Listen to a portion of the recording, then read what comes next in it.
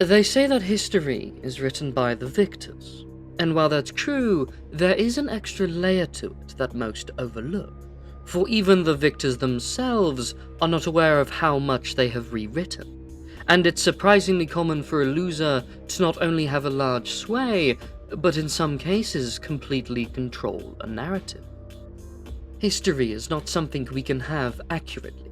Even I, who have lived through events that are now seen as historic, no longer remember them fully, and I have had magical effects allow me to relive events exactly as they unfolded, and they are hardly as I remembered them. You can't trust your own mind when it comes to history, so how are you expected to trust others? Well, the short answer is you can't. And so, in a bizarre paradoxical way that a Malkavian would delight in, you would do well to know and understand every part of history from contradictory perspectives. You look at the words of the conquering peoples who downplay their actions, and they will convince you that they are not only necessary, but even good for those that they conquered. And you would look down at those they beat, who cry of cruel injustices and the suffering at their hands. For both are true and false, and you need to find the middle. As for, like in many things, the truth often lies there. Why I speak of this is because of our last discussion, that on the lupines. But you see, they are not the only were-beasts of this world, far from it, for there are many of them, almost as many as there are animals, or at least there were on this planet. And they too all have their own shapeshifters, called the Fera. However, the Fera are quite rare now as a result of their history with the lupines that I will get into in a moment.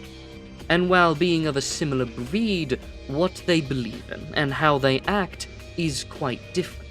So as I spoke of the lupines from their perspective of what they would want you to believe, I shall do the same for the Fera. But remember, not only are both of them wrong, but in many regards, so am I. Although, before we get into it properly, I will add that this gets quite far-fetched at times, and we don't have all the time, nor do I really have the want, to really go into the craziest parts. I mean, sure, I would like to speak of the ancient Lizard King Empire, where the ancestors to the were-crocodiles ruled the world and rode dinosaurs in a perfect utopia, but that whole sentence was just ridiculous. But don't worry, some powerful mage edited time itself so that those events no longer existed outside of their memory, or the worm sent a magical asteroid to wipe them all out, or something to that nature equally as stupid. I don't remember the story. Point being that there is a lot of that sort of nonsense I will be overlooking, mostly because I think it's bollocks, so I'll try to stick to what we do know. So, while the Fera believe in the same godlike beings, they don't hold them to the same degree or have the same opinions. They think that Gaia and the Triad are true, but treat them differently. For example, the were-spiders believe that the Weaver is the most important one, in the same way that the wolves do Gaia, but they still think it has gone rogue, so to speak. Because they all have these sorts of differences, I shall speak of them when I speak of the different breeds individually, if it is at all relevant. But before then, I shall go over their one historical event that cemented their fate to be nothing more than a footnote to another creature. Something that happened during prehistory. An event known as the War of Rage. You see, each of the Fera believed they were made for specific roles. While the wolves were made to be protectors and warriors, others had different roles like healers and scholars and educators, really anything under the night sky. This, as with all things, gave some superiority over others when it comes to certain matters. And this was something that the lupines were not happy with.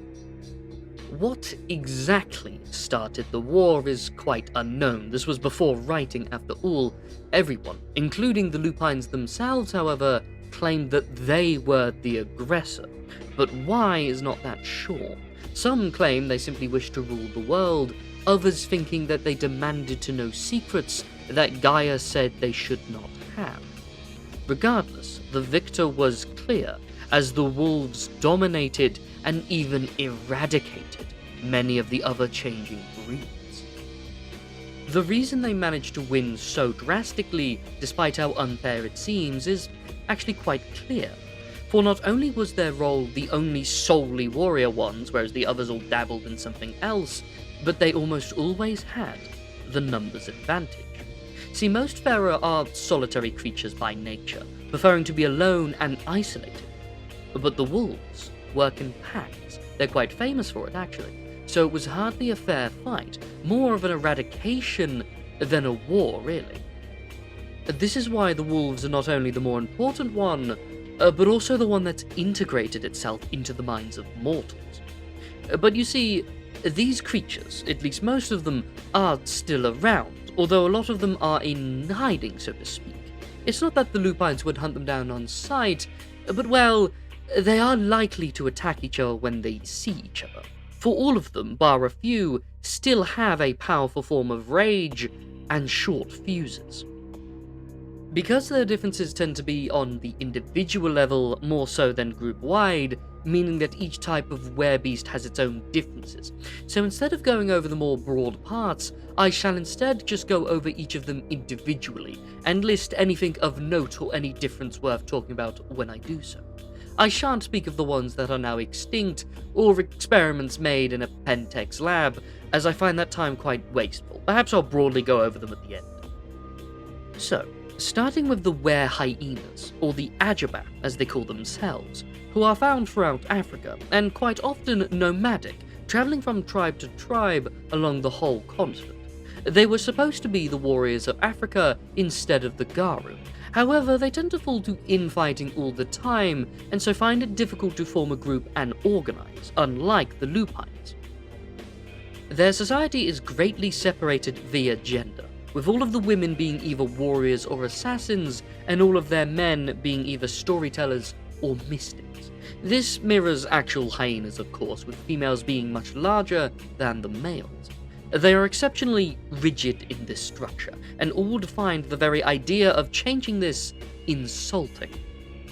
They have a deep hatred for and rivalry with the were-cats, who I shall speak about in a moment. This mostly sprung out from ancient rivalries that both parties have long since forgotten, but still maintain. Something I doubt they would ever put aside unless the actual world was ending. Well, actually, with that being said, some still think it is, yet they keep it up anyway, so there really is just no hope for them. Let us move on to the were-spiders, or the Anansi as they are known, or even the Damhan as they call themselves. I find them quite fascinating, for a few reasons really. One, they have absolutely no connection to Gaia, and some even say that she did not create them, although they do believe she is real. They instead serve another, known as Anansa, who is akin to a patron totem spirit that the different lupine tribes have, but quite a bit more powerful, as they all serve them, except Anansa serves the Weaver, not Gaia. Or at least she did. For after the Weaver went rogue and come the start of the imbalance they believe in, it resulted in Anansa being sealed away and imprisoned by the Weaver. While they live there is nothing they can directly alter without the help of her spiders. She actually had power over several were-insects, but only the Anansi remain, as the others were wiped out. However, what makes them fascinating in my eyes is their lack of range. You see, they have no connection to Gaia and the moon, and so don't feel the same power the other shapeshifters do, and so lack the rage and do not frenzy.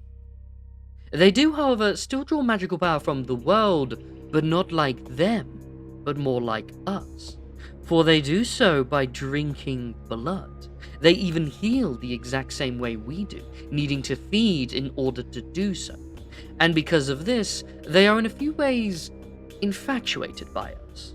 They see kindred as intriguing and actually want to be around us. Although with them being spiders, that's not always a good thing for us, usually anyway.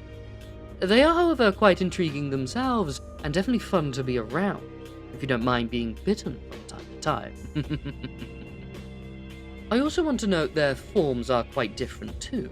For yes, they have a regular human form, but their war form is very inconsistent, with some growing more arms and eyes, while others have spider-like abdomens replacing their legs.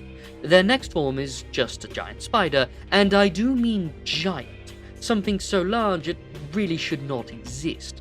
But their last one is the one that's fascinating to me, for it's not just a normal spider, but an entire swarm of them. This is quite a unique aspect to them, actually, and if any of those spiders were to die, a part of them does. Maybe a memory, or a learned skill, or just a part of their physical form. The only way for them to get this back is for them to eat another wild spider. Let me now move on to the werecats, or bastet as they call themselves. They stand out quite a bit from the others, for they have many different types of them, one for each type of wildcat there is, but they all treat each other as if they were kin. They act more like the wolf tribes do with each other, despite them being a different breed entirely, as a slight oversimplification. They can be anything from lions, panthers, leopards, jaguars, tigers. There are more of them, but you get the idea. Each of these tribes are a different breed of animal, but again, they are a lot less connected than the wolves, so don't really have a nation of their own. But they do have allegiances that form from time to time, often just to deal with their foes or other Fera or even the lupines. Although with that being said, they have been known to even work with the lupines and other breeds from time to time. They have even worked with us and mages too, since they often focus on one target at a time, and if they see working with another, even one they greatly dislike that can destroy their current foe, they will often do so, sometimes regardless of the later consequences. Moving on to the were-ravens, or Koraks, who were appointed by their gods to be, and I'm not joking or exaggerating, scouts, spies, and gossip. Despite their closed-off and gothic appearance, they are incredibly talkative, and spend a lot of their time flying, talking some more, and doing even more talking. I would probably love them were their final love not something I despise utterly. Practical jokes. They also hold a closer connection to the sun over the moon, although that matters little. What does is their closer connection to their magical powers, but weaker bodies. In fact, they rarely rage and use their physical might at all, although don't use this as an excuse to underestimate them. Like all of their ilk, they are still tremendously powerful. The thing I find fascinating about them, however, is their unique form of reproduction, since they cannot reproduce sexually like the others, not at all. Instead, they must perform one of their magics, a rite that creates a sort of spirit egg, then attach it to either a human child or a literal raven's egg. Most of them will do so with their own children, which is why this unique origin is mostly unknown to the others. Let me move on to the one I know the most about, for I have both fought and befriended many. The werebears, also known as the Gerhal. Known for their might and power, but not as warriors, but as protectors and even healers. According to them, the main reason the War of Rage started was because the wolves wished to know their secret of resurrecting the dead, something they can do, although it is risky, incredibly risky. So risky that I have seen it attempted several times, but only once have I seen it work. They are slow and methodical, and actually quite slow to anger. You really need to provoke one for them to rage. The problem, however, is once they have raged, it can last for hours, and there is absolutely nothing you can do to pull them out of it. Although it matters little, since with some exception, they are extraordinarily solitary, going years of their life without seeing a single other living thing. The other shapeshifters, even the lupines, hold a large level of respect for them, as they are seen as both wise and powerful despite being slow, and perhaps this speed is what is killing them slowly, as a few times in their history they have fought to be extinct. But they also have this bizarre ability to hibernate for countless years. This even extends their life in a limitless manner while they slumber, making it very much akin to our torpor. Moving on to the newest of their kind, found almost always in the lands of Asia, primarily Japan, but a lot are in China as well. They are the werefoxes, or kitsune. They actually took no part during the Age of War, and in fact, many think that they weren't even around during that time, making them by far the youngest of their ilk. Well, they're probably still older than prehistory, but that is nowhere near as old as the others. There are a few curious things to note about them. For example, they don't really frenzy, at least not like the others. They do what the other breeds charmingly call a fox frenzy, since it's something the other breeds have been known to do, just very rarely. This is when the emotional state that overwhelms them forces them to flee instead of fight. It's still anger over fear that drives them, mind you, or at least I think it is. Another thing to note is their shapeshifting. While they have the usual same 5 forms that most of them do, theirs has an extra quirk to it: the growing of additional tails along with their age and power. These extra tails appear in their war form, their large wolf-sized fox form, and if they so wish, their regular fox form as well. The most one has ever had is 9, although it's quite rare that they will ever have that many. Most will have anything between 2 to 4. Let me move on to their next one, the were-lizards, or the macaulay. They are probably the oldest of their kind, but it's really hard to say with them. What I do know is that they, or their ancestors or something, were around before humans ever were, which makes me question what they turned into back then, but that's beside the point. They treat themselves with a high level of importance and elegance, while also being quite violent and savage. But how this manifests is quite bizarre. They're very spiritual and religious, but not very magically powerful. They aren't that fond of outsiders, but intervene in almost all of their affairs whenever they can. To make matters a bit more confusing, they're not the most consistent either, and this even includes their forms.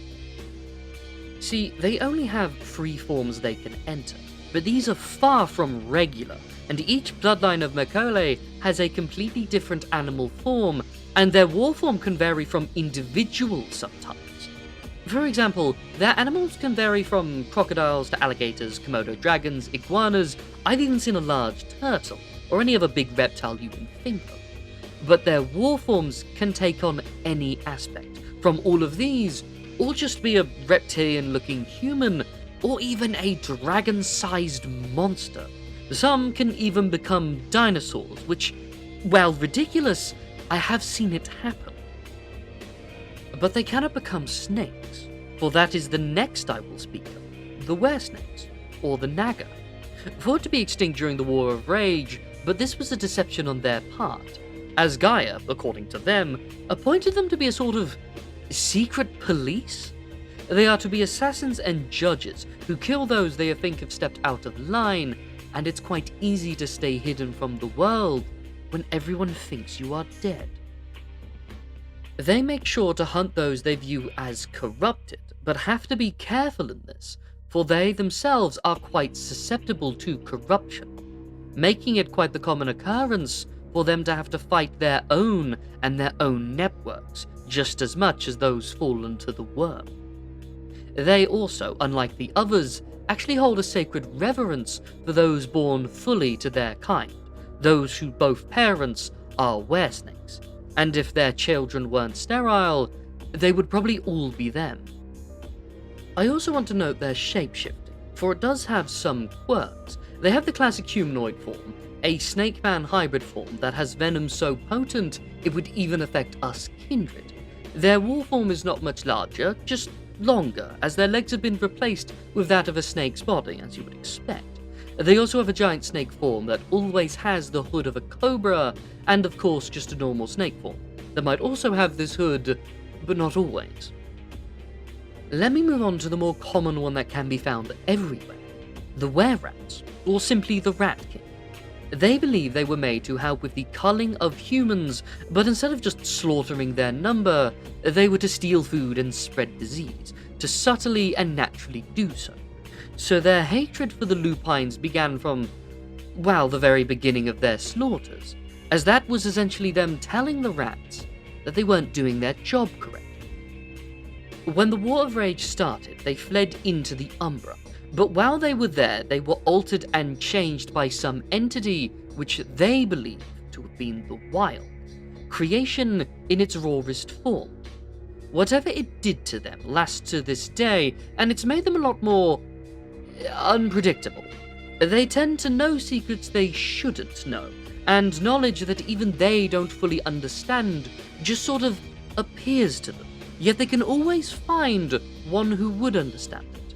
The first time I met a ratkin, it was because it had information it knew only I would understand. And sure enough, it was right. They still spread disease and steal food, though. I guess some parts of our own nature are just unavoidable. They also utterly despise normal humans, and in fact commonly join terrorist groups. But unlike the lupines, who do so with a cause in mind, the rats don't really have a goal in mind, at least not one they can understand anyway. They're just in it for the love of the game, it seems. Oh, and never feed on one. Their blood is toxic to us and the werespiders. Let's move on to the last one I wish to speak of in great detail, the weresharks, or roke, which even I must admit are cool, as the youth say. They also claim to be the oldest of their kind, and almost all of the other Fera don't believe them. However, I think it's quite possible. After all, life did begin in the ocean. According to science, anyway. But both of us know that science clearly misses out details when it comes to the supernatural, now doesn't it?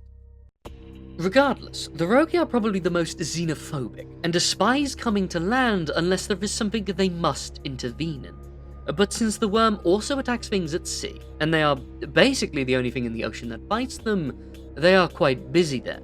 Most of them will breed with sharks and not humans because of this, and they don't really see any value in coming into the land in the first place. But one thing I do wish to note about them is that they are one of the few Fera who also travel in groups like the lupines, but they call them slews instead of packs.